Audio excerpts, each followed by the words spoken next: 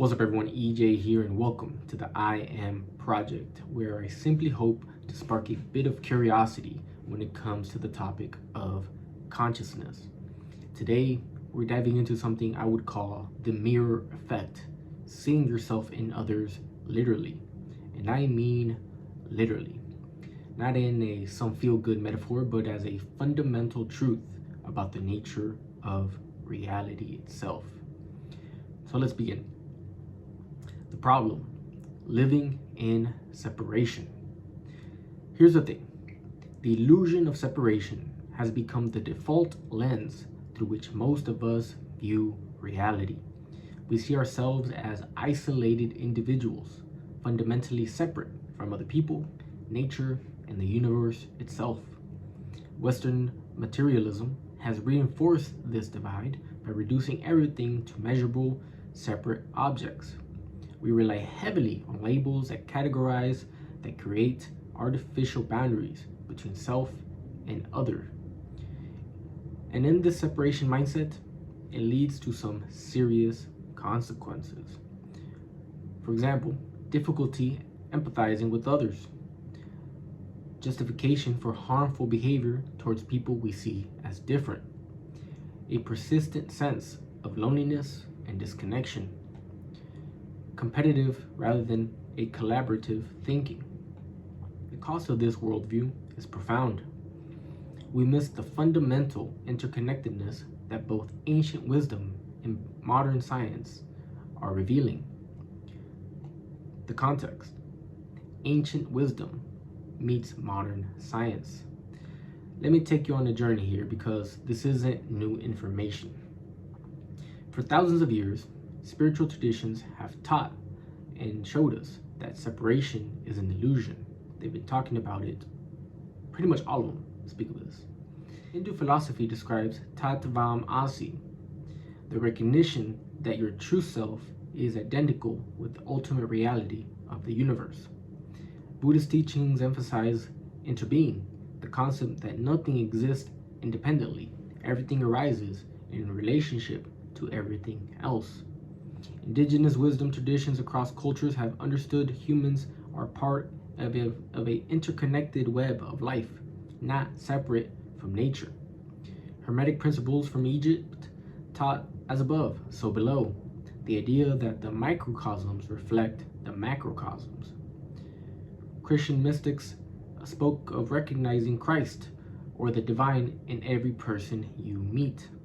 And Taoist philosophy describes the universe as one continuous flow of energy, with apparent separation being temporary and an illusion. These weren't just philosophical ideas, they were lived experiences reported by many mystics and shamans around the world who directly perceived this interconnected reality. And here is where things get real interesting. Modern physics is catching up to what the ancient wisdom keepers always knew. Quantum entanglement shows that particles once connected remain instantaneously correlated regardless of distance, suggesting a fundamental interconnectedness at the quantum level.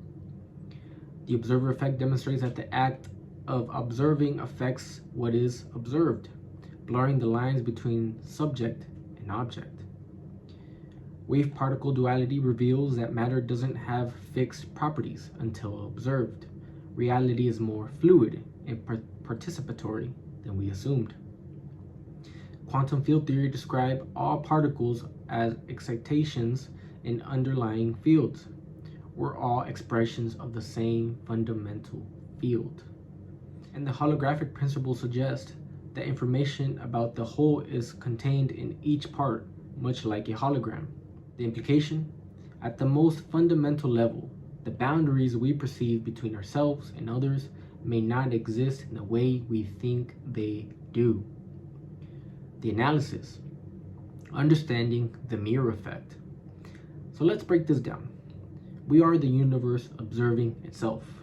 This isn't just poetic metaphor, it's literal description. Every atom in your body was forged in the heart of a star. The carbon, the nitrogen, oxygen, and other elements that make up you have cycled through countless other life forms. Your consciousness is the universe becoming aware of itself through a particular point of view.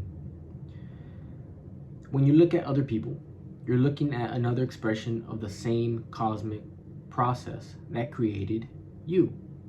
The separation between you and everything else is a useful fiction created by your nervous system to navigate survival, but it's not the deepest truth. So how does this mirror work? When you interact with others, you literally interact with yourself in different forms. The energy and matter that constitute them is the same energy and matter that constitute you, just arranged differently.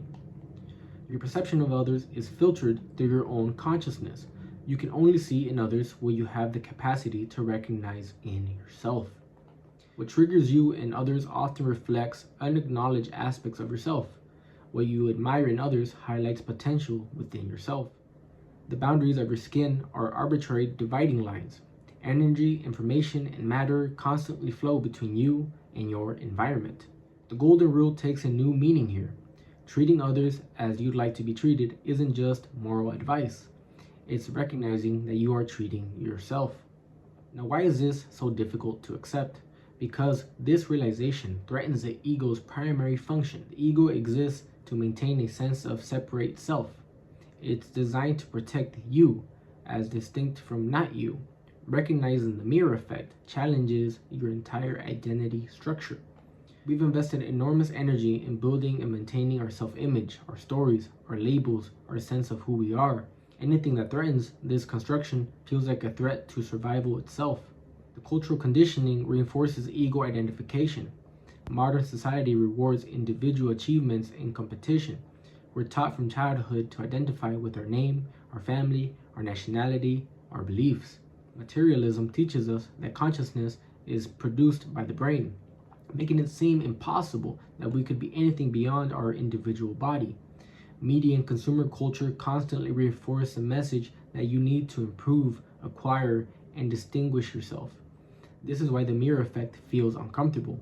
It asks you to let go of everything you thought you knew. The solution: paths to direct experience. So what do you do with this information? Intellectual understanding is a starting point, but direct experience is transformative. There are several experiential routes to understanding this. One of them being meditation and contemplation. Sustaining meditation can reveal the constructed nature of the self. Practices like loving kindness meditation train you to expand your sense of identity beyond your individual boundaries. Mindfulness shows you how much yourself is just thoughts and stories. Psychedelic experiences. Substances like psilocybin, LSD, ayahuasca can temporarily dissolve ego boundaries. Many people report direct experience of unity consciousness, the feeling of being connected to all things. These experiences often produce lasting increases in empathy, openness, and a sense of interconnection. While not for everyone, these tools have been used for thousands of years in spiritual contexts for exactly this purpose. Peak experiences in nature. Moments of awe in natural settings can spontaneously trigger recognition of interconnection. Flow states in activities can dissolve the sense of separate self as well. Near-death experiences in extreme circumstances. Many people report profound shifts in perspective after brushing with death. Crisis can crack open the ego's defense and reveal deeper truths. For those who haven't had direct experiences, understanding the scientific basis can create an opening. Learning about quantum mechanics, system theory, ecology, the history of other religions, all that stuff can plant seeds of understanding. Scientific knowledge can give you a framework that makes direct experience more accessible when it comes. It provides a bridge between the materialistic worldview and the deeper realities. The nudge of intellectual curiosity can lead to experiential exploration. This approach works because it meets people where they are, in the rational, evidence-based mindset. It shows that interconnection isn't woo-woo, but supported by cutting-edge physics and biology. It creates cognitive dissonance, with the separation worldview opening space for new perspectives. Now, the action, living the mirror effect. So let's get practical. Once you begin to see the mirror effect, even intellectually, you just start living differently. You can't help it. In daily interactions, pause before judging others. Ask yourself what this person might be reflecting about yourself. When someone irritates you, explore what unacknowledged part of yourself they might be showing you. When admiring someone, recognize those qualities as potentials within yourself. Practice seeing the humanity in everyone you encounter, especially those you disagree with. In conflict situations, recognize that the person you're in conflict with is operating from their own pain, conditioning, and limited perspectives, just like you. Ask yourself, how can I contribute to this situation? What am I not seeing? Approach the disagreement with curiosity rather than defensiveness. In service and compassion, let your actions towards others be guided by how you want to be treated in their situation. Recognize that helping others is literally helping yourself, not metaphorically, but as an expression of your interconnected reality. Practice generosity not as a sacrifice, but as a recognition of shared being. Treat this as a continuous exploration, not a one-time realization.